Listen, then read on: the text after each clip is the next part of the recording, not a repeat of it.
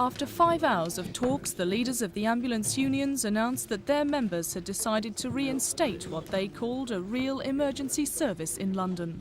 From tomorrow, ambulance controllers will refuse to pass 999 calls through to the Army.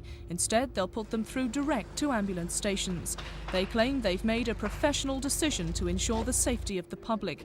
They refuse to accept it could lead to their officers being suspended and the service being passed over to Scotland Yard. There is no reason at all that he should suspend the ambulance officers and control room assistants unless the government have made a decision that they are intending to ensure that Londoners do not have a 999 service, a proper 999 service in the city.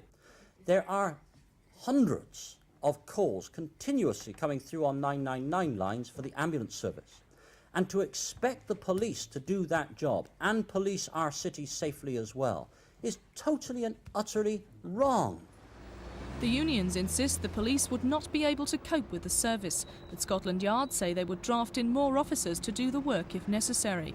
But even today, ambulance crews from North London were called to an accident by the police because they were unable to handle the seriously injured victim.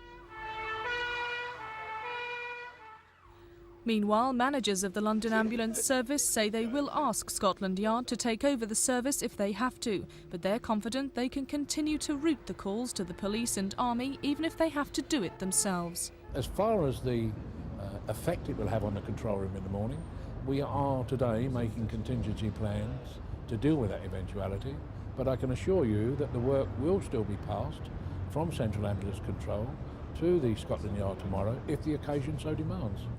The government still shows no sign of increasing its 6.5% pay offer, and the unions say they're determined to hold out for a fair and decent settlement. From next Wednesday, the dispute will escalate outside of London. Crews all over the country will stop answering non-urgent calls. But today, the unions did say that they would consider accepting a pay offer of less than 11%, their original target. Sharon Doughty for Thames News.